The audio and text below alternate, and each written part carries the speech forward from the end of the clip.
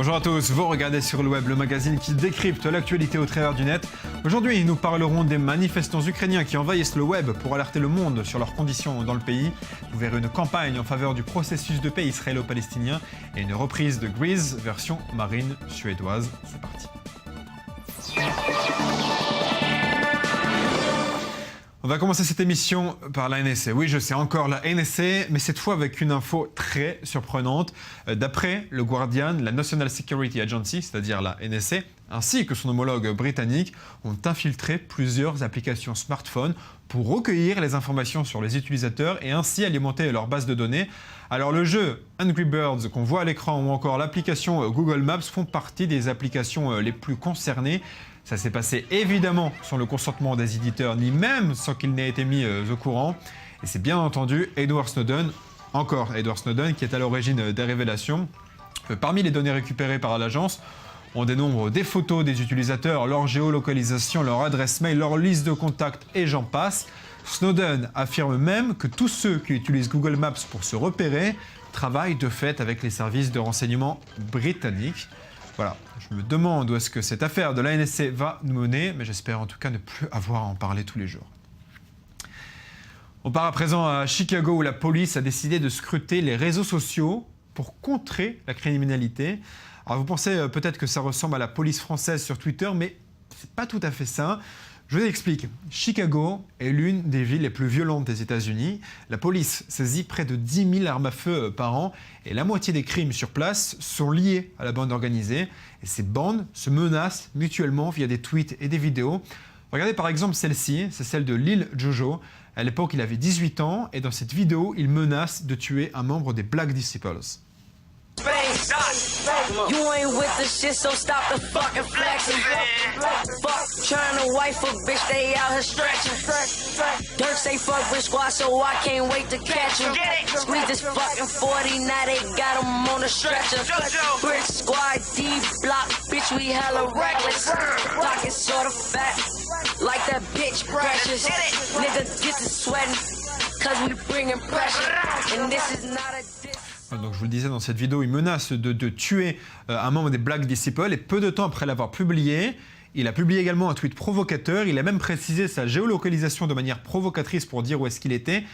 Et quelques heures après, il a été tué par balle en pleine rue et son ennemi, qui devait être tué donc par ce jeune homme, s'en est moqué ouvertement sur Twitter. Alors partant de ce constat, la police a découvert que scruter les activités des bandes sur les réseaux sociaux s'avère plus efficace que de scruter les bandes dans la rue. Et ça marche, parce que d'après le magazine Governing, l'analyse des réseaux permet de cartographier les relations entre 14 000 affiliés les plus actifs de la ville et d'estimer ainsi leur probabilité d'être soit coupables, soit victimes d'un homicide. Et dès que la police sent un danger arriver, elle n'hésite pas à débarquer chez un membre d'un gang, chez sa famille, pour le prévenir qu'il est menacé ou le dissuader de passer à l'acte en calmant le jeu et en mêlant la famille. Résultat, en 2013, le nombre de meurtres à Chicago a atteint son plus bas niveau depuis 1965. Il est passé à 415 au lieu de 503 en 2012. Allez, on passe à notre dossier du jour. La crise politique en Ukraine se poursuit. Le Premier ministre Azarov a présenté sa démission ce mardi et les manifestations dans les rues ne faiblissent pas. Après les premiers morts entre les forces de l'ordre et les manifestants, la lutte se déplace de la rue vers les réseaux sociaux et notamment sur Twitter avec le hashtag #DigitalMaidan qui a déjà été utilisé des dizaines de milliers de fois. Alors pourquoi ? Eh bien, le but est d'attirer l'attention du monde sur la situation de l'Ukraine. Un récit de Cyrielle Cohen. La situation continue de s'embraser en Ukraine. Le Premier ministre Mykola Azarov a démissionné aujourd'hui. Une annonce faite alors que le mouvement de contestation se poursuit intensément sur les réseaux sociaux. Les Euromaidan ont ainsi pris d'assaut hier Twitter et ont lancé leur première opération numérique de grande ampleur appelée Twitter Storm. En quelques heures à peine, des cybermilitants ont propulsé le hashtag #DigitalMaidan en numéro 1, des sujets le plus tweetés dans le monde. Une véritable tempête sur Twitter qui comptabilise plus de 70 000 tweets échangés avec ce mot-clé sur les comptes de personnalités et de la presse tout au long de la journée. Les leaders de l'opération ont ainsi appelé leur soutien à créer de nouveaux comptes Twitter sur leur Facebook Euromaidan. Les organisateurs renvoient également les militants vers un site leur donnant accès à 80 tweets préfabriqués attaqués, prêts à être envoyés en masse aux 110 comptes Twitter ciblés, tels que Barack Obama, Hillary Clinton ou David Cameron, et des people comme will.i.am, Ashton Kutcher ou encore la directrice du Huffington Post, Anne Sinclair. Ces utilisateurs ciblés ont aussi reçu un lien vers la vidéo intitulée « Le prix de la démocratie » qui met en parallèle la mobilisation pacifique des pro-européens, place de l'indépendance à Kiev et les violences des forces de l'ordre de ces derniers jours. Mais malgré leur organisation, plusieurs cybermilitants ont fait savoir que leur compte Twitter avait été suspendu hier. Aujourd'hui, après 2 jours de tweets intensifs, les participants espèrent les premières retombées. Et pour parler de ce sujet, j'ai le plaisir d'accueillir par Skype Alexandra Goujon. Bonjour. Bonjour. Vous êtes avec nous pour répondre aux questions sur l'Ukraine, puisque vous êtes politologue et spécialiste de ce pays. Vous revenez d'ailleurs tout juste de Kiev. Merci beaucoup d'être avec nous. L'Ukraine est-il un pays condamné à être traversé par des révolutions sans fin tous les 5-10 ans ?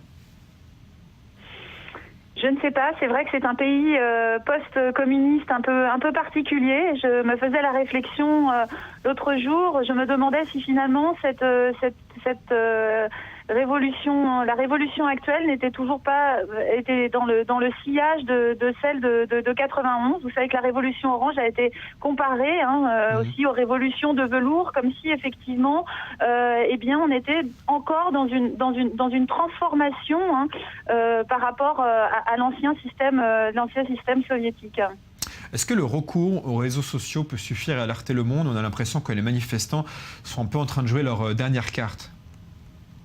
Oh, je ne sais pas s'ils sont en train de jouer leur dernière carte. Vous savez que Maïdan est un lieu où il y a beaucoup d'actions et où il y a beaucoup d'innovation aussi.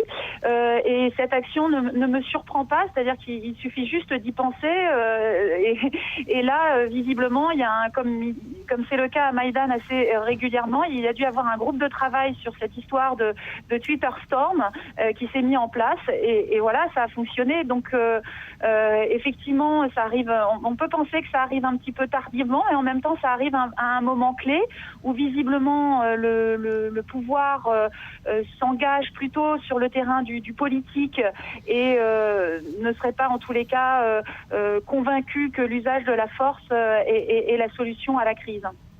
La manière dont la crise est présentée dans les médias occidentaux, que ce soit israéliens ou européens, on voit vraiment une division entre les pro-européens qui sont présentés comme des manifestants pacifistes et le régime, plutôt les forces de police qui sont présentées comme violentes. Est-ce que sur place, que vous avez vu, est-ce que cette dichotomie est un peu plus compliquée que la manière dont on le présente ?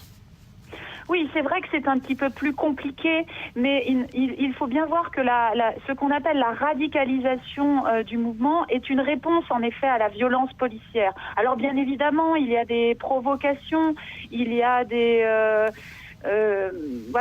radicaux, mais qui représentent une très faible minorité.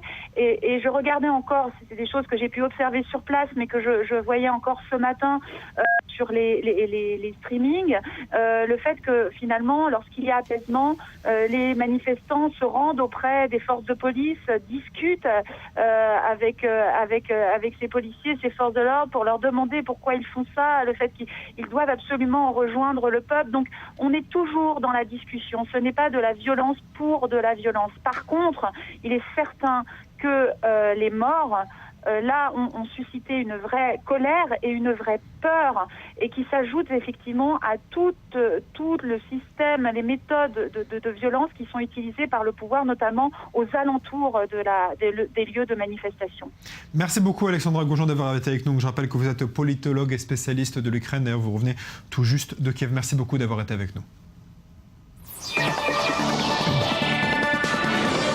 On va plaisanter un petit peu à présent. Lundi, la moitié de la Knesset, le Parlement israélien, la Knesset, était en Pologne pour commémorer la journée internationale de la Shoah, c'est-à-dire la date anniversaire de la libération du camp d'Auschwitz, du camp d'extermination d'Auschwitz, comme vous allez le voir à l'écran. Jusqu'à là, rien de très drôle. Vous voyez une partie de la délégation dans le camp. Alors, les députés, les ministres devaient repartir en Israël dans 2 avions. L'un d'entre eux est bien reparti. C'est là que ça devient drôle. Le second s'est retrouvé bloqué sur la base militaire polonaise de Cracovie après qu'un problème technique ait été décelé dans l'appareil. Et c'est là l'image inattendue du jour. Un quart des députés israéliens, dont des ministres, sont restés bloqués dans un avion pendant plus de 10 heures, avec, sur demande d'officiels polonais, interdiction de sortir de l'avion pour des raisons de sécurité, le tout avec un froid glacial dehors. Donc vous imaginez ce que ça donne, des journalistes, des ministres, de l'opposition, de la majorité, tout le monde ensemble dans le même avion pendant 10 heures, ils ont passé la nuit ensemble. Regardez ce que ça donne. Le vice-premier ministre Naftali Bennett qui fait sa prière du matin avec tout le monde autour de lui, il n'y a pas le choix, ils passent la nuit ensemble. Le journaliste politique Amit Segal qui raconte un peu l'ambiance à bord entre tous les hommes politiques et journalistes, visiblement il en a ras-le-bol, il n'en peut plus, il a publié ça pendant la nuit. Et toujours le journaliste politique Amit Segal qui explique qu'un avion d'une compagnie polonaise serait en route pour venir les chercher et qu'à l'heure actuelle, il serait prêt à monter dans n'importe quel avion du moment qu'il puisse partir de Pologne. Franchement, le ministre de l'Industrie qui représente le sionisme religieux réuni avec le chef de l'opposition travailliste et des députés d'extrême gauche, ça devait être très bizarre comme soirée pyjama en Pologne. Et on part aux États-Unis à présent où l'organisation juive de gauche J Street lance la campagne 2. Oui, le chiffre 2 comme 2 États pour 2 peuples. Vous l'avez compris, il s'agit d'une campagne de soutien au processus de paix parrainée par John Kerry, le secrétaire d'État américain. Selon J Street, si la communauté juive américaine se mobilise en faveur du processus de paix, les chances de celui-ci d'être couronné de succès augmenteront. Regardez. For those who care about Israel's future and the Palestinians' future, now is the time to speak up. Prime Minister Netanyahu says Israel is ready for an historic peace. President Abbas says he's negotiating with an insistence on success. Secretary Kerry says we're closer to peace than we've been in years. Many others agree. J Street's 2 campaign is taking up Kerry's call to let them know that you stand behind negotiations that will lead to 2 states for 2 peoples living side by side in peace and security, and that you are part of the great constituency for peace. President Obama and a majority of Israelis in supporting a peace agreement. 2 states for 2 peoples. Show Israeli and Palestinian leaders that you are part of the great constituency for peace. As President Obama said, political leaders will never take risks if the people do not push them to take some risks. For your children do this. For your grandchildren do this. For Israeli children and Palestinian children. And for Israel. Show up. Speak up. En bref, vous vous en souvenez peut-être, nous en parlions la semaine dernière, des dizaines de bébés israéliens nés de pères homosexuels et de mères porteuses en Thaïlande étaient bloqués en Bangkok depuis des semaines dans un imbroglio diplomatique entre Israël et la Thaïlande. Ils exigeaient du ministre de l'Intérieur israélien des passeports pour que leurs nouveau-nés puissent rentrer au pays avec eux. Ils étaient bloqués là-bas depuis des semaines. Et bien, grâce à une campagne Facebook, en une semaine à peine, le problème a été résolu. Le consulat israélien sur place, regardez, à donner des passeports aux bébés qui rentrent petit à petit en Israël. On souhaite tous nos vœux de bonheur aux jeunes parents. Et j'ajoute pour être tout à fait complet sur le sujet que la Thaïlande devrait interdire les mères porteuses à partir du mois de novembre et que le Parlement israélien, lui, devrait étudier une loi pour accorder aux couples homosexuels d'avoir recours à cette méthode au lieu de partir à l'étranger. C'était une revendication de très longue date de la communauté LGBT. Allez, on passe au sujet décalé du jour, c'est l'œil du net. Vous aimez le film Grise? Voici à présent le remake version marine suédoise. Could be systematic, hydromatic, ultramatic. Why could be grease lightning? Grease lightning. Get some overhead lifters and 4-barrel quads, oh yeah.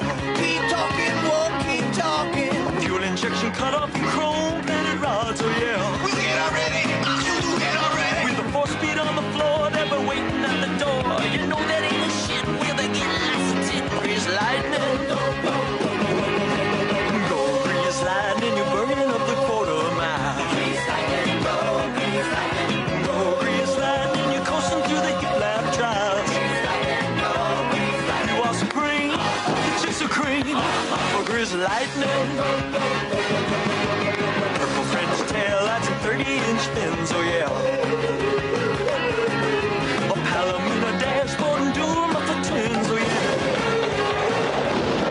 With new pistols, clips, and shocks, I can get off my rocks. You know that I ain't bragging, she's a real pussy wagon. Grease lightning. Go grease lightning, you're burning up the quarter mile.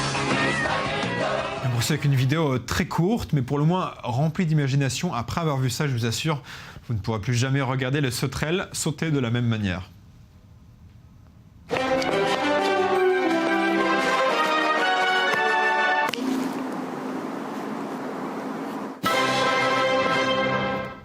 Voilà, c'est tout, c'est la fin de cette émission. Merci à vous de l'avoir suivi.